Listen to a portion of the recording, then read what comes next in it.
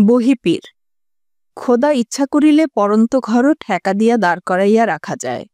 ভালো মন্দ খোদারই হাতে। বলেন জমিদার সাহেব, বলেন কি ব্যাপার? হাতেমালি। আপনাকে বলেছি রেশমপুরে আমার কিঞ্চিত জমিদারি আছে। একসময়ে এই জমিদারের নামডাক ছিল, তার আয়ও ছিল প্রচুর। কিন্তু সেই সুদিন আমার জমানার আগেই শেষ হয়ে গিয়েছিল। আমার হাতে যে জমিদারিটা এলো তা কেবল ঢাকের ঢোল বাজালে আওয়াজ হয়, কিন্তু ভেতরে অন্তঃসার শূন্য। দেখতে বড়, কিন্তু ভেতরে ফাঁকা। তবু তা থেকে যৎসামান্য যা আয় হয়ে উঠত তাই দিয়ে কোনো প্রকারে মানমর্যাদা রেখে ভরণপোষণ চলত। কিন্তু সে জমিদারিও সান্ধ্য আইনে পড়ে নিলামে উঠতে বসেছে। কালই নিলামে উঠবে। বহিপীর। সবই খোদার ইচ্ছা। খোদাই দুনিয়ার মালিক। হাতেমালি। আমার আশা ছিল আমি কোনো প্রকারে যথেষ্ট টাকা জোগাড় করতে পারব, শেষ পর্যন্ত জমিদারি নিলামে চড়াটা বন্ধ করতে পারব। সে আশা নিয়েই আমি শহরে এসেছিলাম। ভেবেছিলাম আমার বাল্যবন্ধু আনোয়ার উদ্দিন আমাকে সাহায্য করবেন। সেখানে আমাকে নিরাশ হতে হলো। আনোয়ার উদ্দিন বলে দিলেন তিনি আমাকে সাহায্য করতে পারবেন না। পীর সাহেব, জমিদারি আর বাঁচানো যাবে না। এবার সে জমিদারি যাবেই। আমি দেউলে হব, আমার পরিবার দেউলে হবে, আমার সবকিছু উচ্ছন্নে যাবে। থেমে। আর কথাটা লুকিয়ে রাখি কি করে? এবার আমি কি বা করি? আমার ছেলেটি কত আশা করেছিল যে তাকে ছাপাখানা কেনার টাকা দেব। এবার তার সাধের স্বপ্নও ভাঙবে। বহিপীর। আহা জমিদার সাহেব, এত বেচৈন হইয়া পড়িবেন না। খোদার উপর তোয়াক্কা রাখুন। দুনিয়াটা মস্ত এক পরীক্ষা ক্ষেত্র। খোদা কাকে কিভাবে পরীক্ষা করেন তা বুঝিবার ক্ষমতা আমাদের নাই। হাতেমালি। পরীক্ষা? কিসের পরীক্ষা? আমি কি অন্যায় করেছি? আমার বিবি সাহেব ও আমার ছেলেই বা কি অন্যায় করেছে? বহিপীর। জমিদার সাহেব, দুঃখে সঙ্গীত হারাইবেন না। হাতেমালি। নাক ঝেড়ে ক্রন্দন সম্বরণ করে। না না, মান সম্মান সম্পত্তি সবই যখন গেল তখন কি আর মাথা হারালে চলে? ভাববার বুঝবার শক্তিও যদি যায় তবে থাকবে কি? কিন্তু আমার মনে শক্তি কোথায়? পীর সাহেব, এবার আমি কি করব? বহিপীর। ধৈর্য ধরুন জমিদার সাহেব, এই মুহূর্তে ইহা ব্যতীত আর কিছু বলিতে পারি না। কিন্তু আপনাকেও আমার একটি জরুরি কথা বলার আছে। দুঃখের বিষয় এই যে আপনার এই নিদারুণ বিপদের সময়ই আমাকে এই কথা বলিতে হইতেছে। যদি পারেন একটু মনোযোগ দিয়া আমার কথা শ্রবণ করুন। হাতেমালি। নিস্তেজ গলায়। বলুন। বহিপীর। শীঘ্রই শেষ করিব, দেরি হইবে না বলিতে। গোড়া হইতে বলি, আপনি যেমন আমার নিকট হইতে একটি কথা লুকাইয়াছেন, তেমনি আমি একটি কথা আপনার নিকট হইতে লুকাইয়াছি। আমার এই যাত্রার আসল উদ্দেশ্য আপনাকে বলি নাই। আমার উদ্দেশ্য এখন হাসিল হইয়াছে, তাই বলিতে কোনো বাধা নাই। উপরন্তু আপনি ব্যাপারটার সহিত জড়িত আছেন বলিয়া আমাকে বলিতেই হইবে, না হইলে আপনার এই দুঃখের সময় কথাটা পারিতাম না। হাতেমালি। আমি জড়িত? কিভাবে পীর সাহেব? বহিপীর। অতি আশ্চর্য, কিন্তু উহা সত্য। ব্যাপারটা হইতেছে এই, গত জুম্মারাতে তাহেরা বিবি নামে একটি বালিকার সঙ্গে আমার শাদী মোবারক সম্পন্ন হয়। তিনি আমার এক পেয়ারা মুরিদের কন্যা। অত্যন্ত হাউস করিয়া তিনি আমার সহিত তাহার কন্যার শাদী দিয়াছিলেন। তিনিই কথা পারিয়াছিলেন। আমি ভাবিয়া দেখিলাম নেক পরহেজগার মানুষ, বিষয় আশয় তেমন না থাকিলেও বংশ খানদানি। আমারও বয়স হইয়াছে। দেখভাল করিবার জন্য আর খেদমতের জন্য একটি আপন লোকের প্রয়োজন আছে। আমার প্রথম স্ত্রীর এন্তেকাল হয় 14 বৎসর আগে। আমি পুনর্বার শাদী না করিয়া খোদার এবাদত আর মানুষের খেদমতই করিয়াছি। আমার সন্তান সন্ততিও নাই। দেখাশোনা করিবার জন্য এক হকিকুল্লা আছে, কিন্তু সে আর কত করিতে পারে? দেখিলাম বিবাহ করাটাই সমীচীন হইবে। অতএব আমি নিমরাজি হইতেই বাকি কার্যের ভার আমার পেয়ারা মুরিদ নিজের হাতেই গ্রহণ করিলেন। কিন্তু বিবাহের রাতেই এক অত্যাশ্চর্য ইসানে গারের মামুলি কাণ্ড ঘটিল।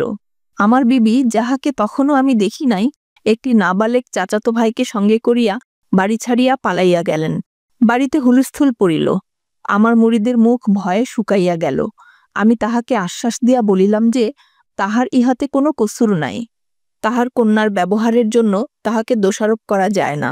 অবশ্য তাহার যে দোষ নাই সে কথা বলাও সঠিক হইবে না।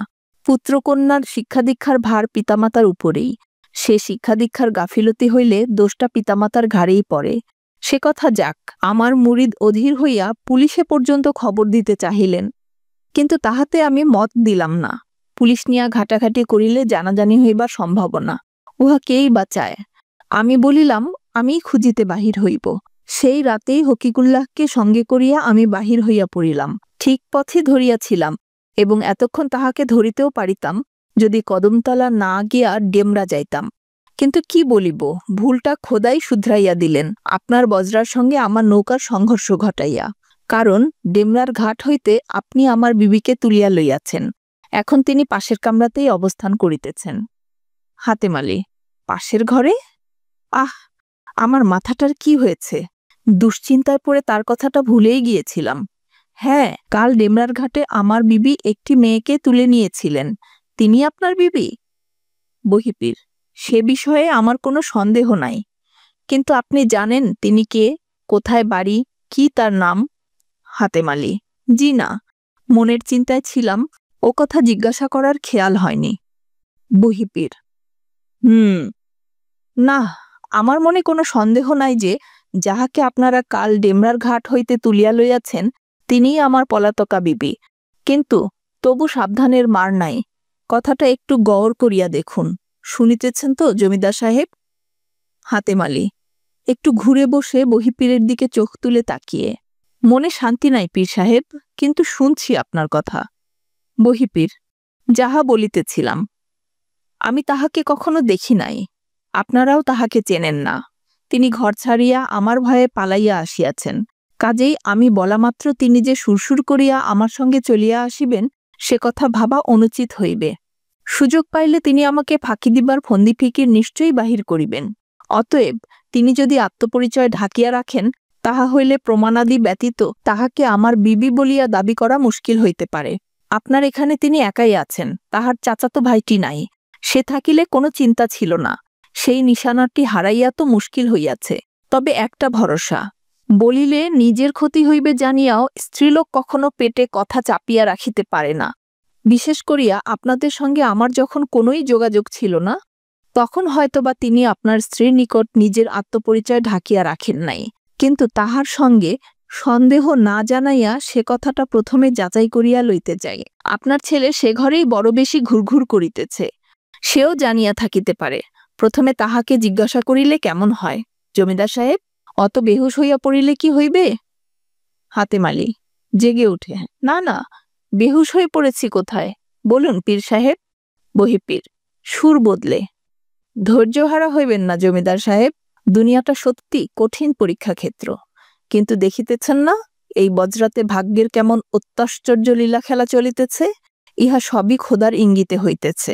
আপনি বুকে সাহস ধরুন, আপনার সমস্যারও সমাধান হইবে। জমিদার সাহেব, আপনার ছেলেকে একটু ডাকিবেন? হাতেম আলী, জি। হাসেম? পাশের কামরা থেকে উঠে ক্ষিপ্র গতিতে হাসেম এ কামরায় এসে হাজির হয়। হাসেম, পীর সাহেব তোমাকে ডেকেছেন। বহিপীর, বাবা হাসেম, তোমাকে একটি প্রশ্ন করিতে চাই। কাল ডেমরার ঘাটে একটি বিবাহিতা তরুণীকে বিপন্না অবস্থায় দেখিয়া তোমাদের বজ্রায় ডাকিয়া আনিয়া তাহাকে আশ্রয় দিয়াছ, তাহার পরিচয় কি তিনি তোমাদের বলিয়াছেন? হাসেম ইতস্তত করে, বোধহয় বলেছেন, আমি ঠিক জানি না। বহিপীর, তাহার পরিচয় জানা আমার বিশেষ প্রয়োজন। আপনি ভিতরে যান আর কথায় কথায় তাহার পরিচয় জানিয়া লউন। আমি যে জানিতে চাই তাহা অবশ্য বলিবেন না। হাসেম, জি আচ্ছা। হাসেম ভেতরে যায়, গিয়ে দরজা ধরে চুপচাপ ভাবিত ভঙ্গিতে দাঁড়িয়ে থাকে। খোদেজা, হাসেম, কি হয়েছে তোর আব্বার? হাসেম, কিছু বুঝতে পারছি না। আব্বা পীর সাহেবের সঙ্গে কি আলাপ করলেন তাও জানি না, কিন্তু এখন তিনি ওর পরিচয় জানতে চান, ইঙ্গিতে তাহেরাকে দেখিয়ে।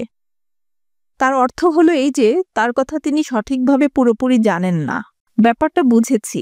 হঠাৎ মাথার কাছে উবু হয়ে বসে, আম্মা, পীর সাহেব তাকে কখনো দেখেননি, তিনিই যে তার বিবি সে কথাও ঠিক জানেন না। একটি মেয়েকে ডেমরার ঘাট হতে তুলে আমরা আশ্রয় দিয়েছি সে কথাই শুধু জানতে পেরেছেন। যদি আমরা তাকে তার সঠিক পরিচয় না বলি তবে তিনি জানতেই পারবেন না যে তিনিই তার বিবি। আপনি যদি অনুমতি দেন তবে পীর সাহেবকে তাহার পরিচয় বলি না। খোদেজা, হাসেম, এ কি করে সম্ভব? তোর কি মাথা খারাপ হলো নাকি? এই মেয়েটা তোর মাথা খেলো নাকি?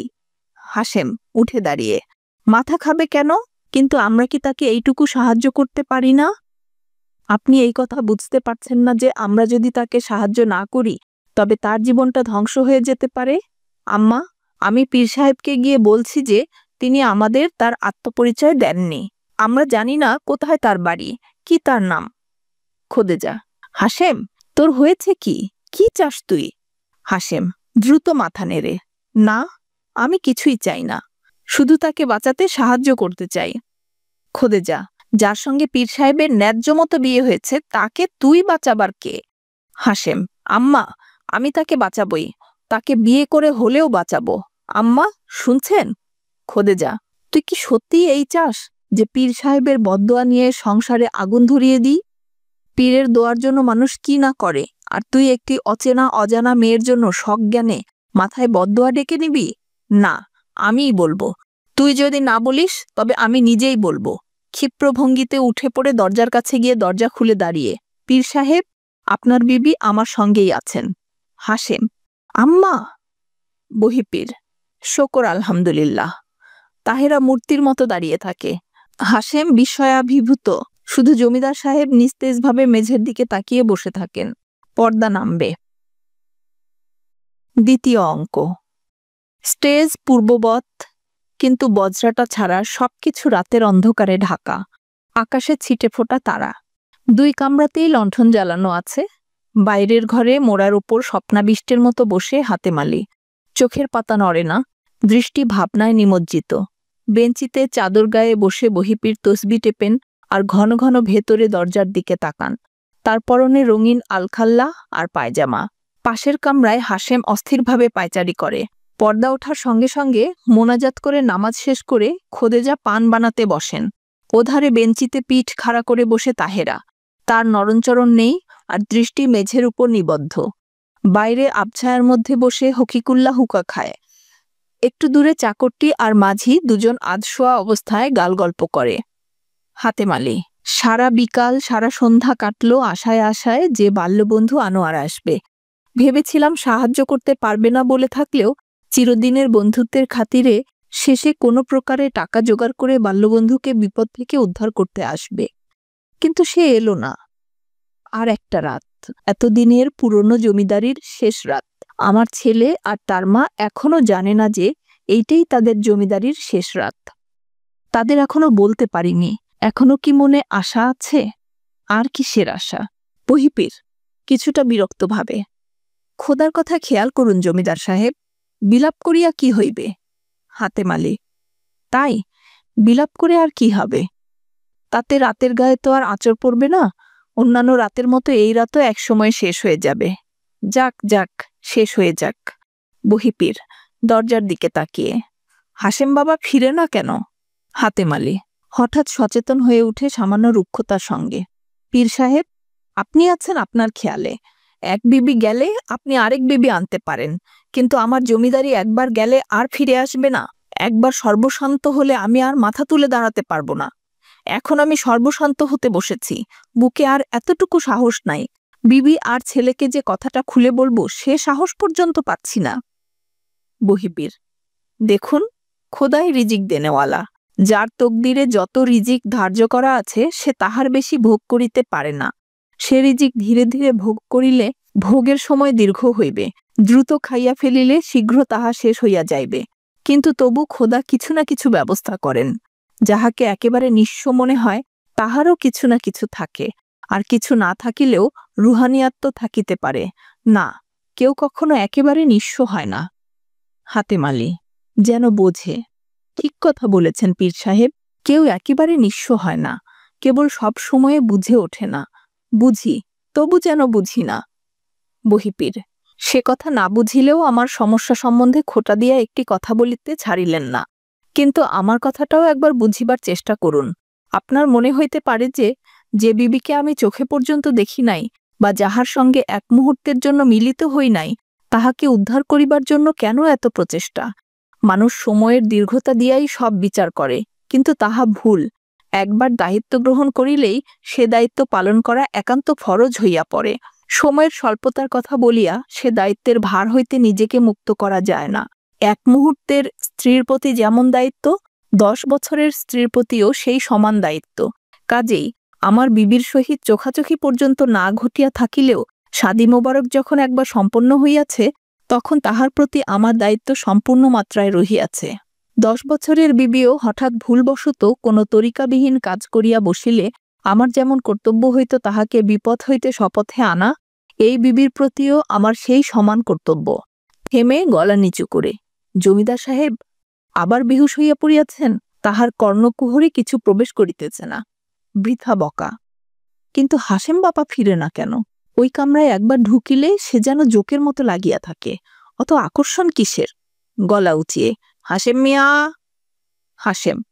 পীর সাহেব আবার ডাকছেন। সারা দুপুর আর সারা বিকেল ধরে এ কামরা সে কামরা করছি, আর ভালো লাগে না। কত মতলবই না তিনি ঠাওরালেন, কত কথাই না বললেন।